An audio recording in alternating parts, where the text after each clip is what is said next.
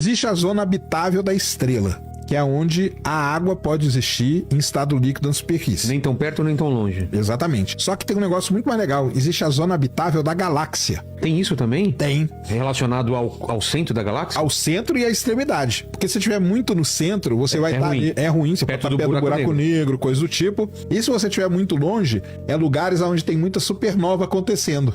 Por que que não? É uma estatística. Ah, é que tem. estatística, tá. Estatisticamente acontece muita supernova na parte mais externa. Isso... É ruim, você estar perto de uma supernova é terrível. O que acontece se explodir uma supernova perto Explodir uma daqui? supernova perto, a onda de choque varre a nossa atmosfera Acaba com o planeta. Acaba com o planeta. Cara. Então existe uma região que também não é tão perto nem tão longe, que é exatamente onde a gente está. Ah, então tem mais esse parâmetro pra gente procurar vida também. A gente procura vida na zona habitável da galáxia. Vê se acha na galáxia onde a gente tá. A gente tá num dos braços da... O Sol? O Sol tá ali, um dos braços da Via Láctea, né? A Via Láctea é uma galáxia espiral e nós estamos num dos braços dela.